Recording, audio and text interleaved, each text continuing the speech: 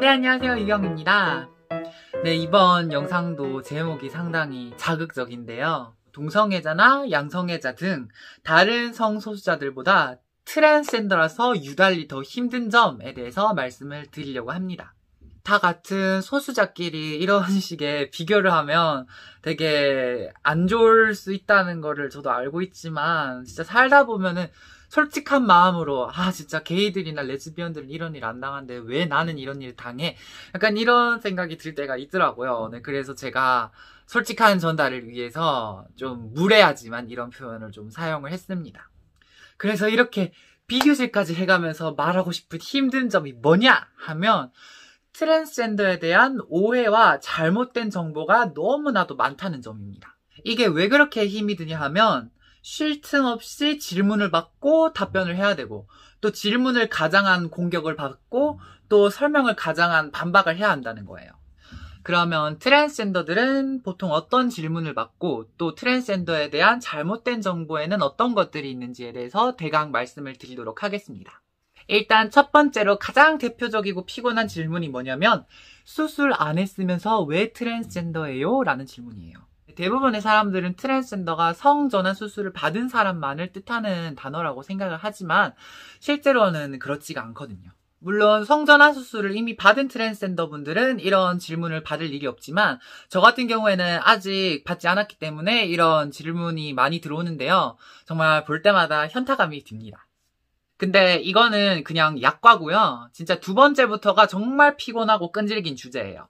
트랜스젠더의 원래 뜻을 알게 된 사람들은 이 트랜스젠더들이 말하는 정신적인 성별이라는 게 대체 뭐예요? 스스로 여자라고 생각을 하는 이유가 뭐예요? 라는 질문을 합니다. 여기에 대한 대답을 잠깐 하자면, 내가 원해서 트랜스젠더인 게 아니기 때문에 내가 스스로 트랜스젠더인 이유를 알 수는 없고, 굳이 말을 하려면 트랜스젠더가 태어나는 생물학적인 이유에 대해서 설명을 해야 한다 라는 건데요. 여기서 문제가, 이렇게 대답을 해주면 그냥 그걸 고지고대로 받아들이질 않아요. 왜냐면은 다들 그냥 트랜스젠더에 대해서 마음대로 어느 정도 추측하고 있는 게 있거든요. 그래서 이유가 없다고? 이러면서 지들 마음대로 그냥 생각을 해버려요. 그런 비아냥거림 때문에 많은 트랜스젠더들이 씨발 내가 이렇게 태어나고 싶어서 태어났나 라고 속으로 생각을 하면서도 어떻게든 얼버무리려고 만들어낸 말들이 참 많은데, 그 중에서 정말 대표적으로 잘 이용해 먹었던 말들이 나는 화장을 좋아하고 그 남자를 좋아하고 이런 그런 거 있잖아요. 그래서 트랜스젠더들은 화장하기, 치마 입기, 긴 머리 이런 거를 좋아해서 스스로를 여성으로 칭한다 이런 인식이 생기게 되었는데, 그게 한 5년 전까지는 또 문제가 안 됐어요.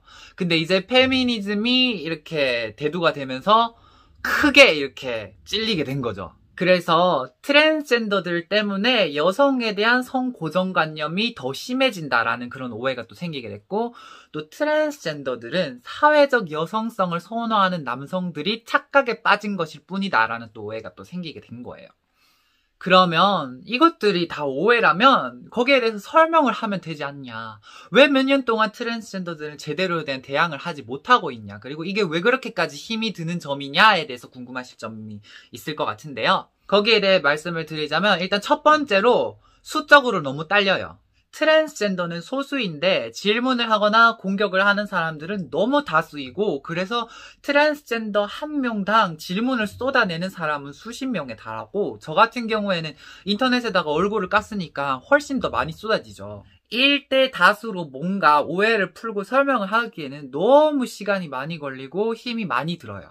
그리고 두 번째로는요, 막막함에 설명하기를 포기하게 돼요.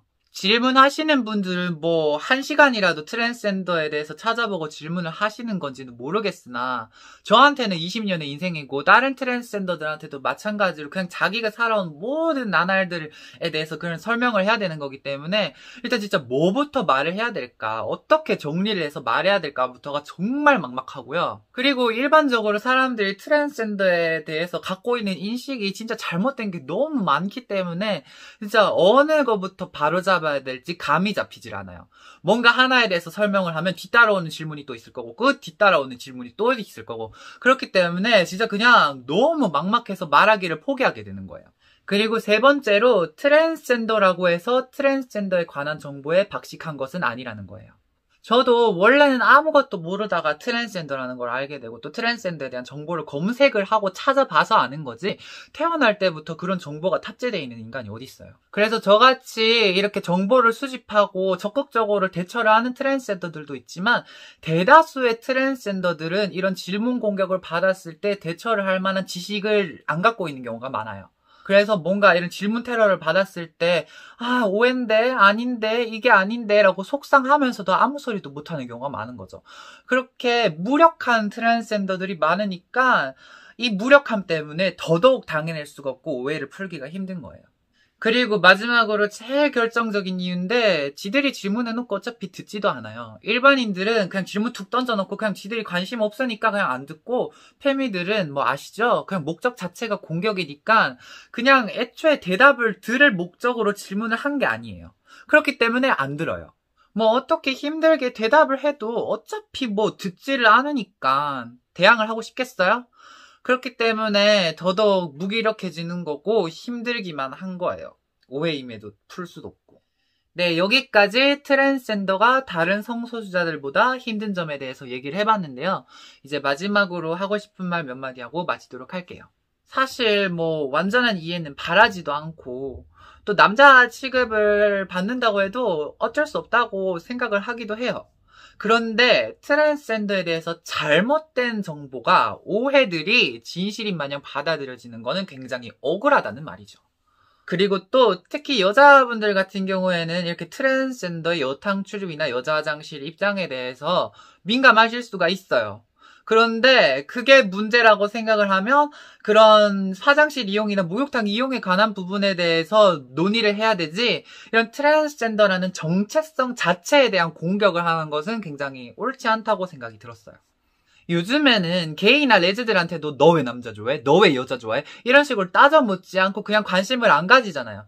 저도 진짜 그냥 그렇게 됐으면 좋겠어요. 트랜스젠더들도 꼭 조용하게 살 수 있는 날이 오기를 바랍니다. 그럼 여기서 영상 마치도록 하겠습니다.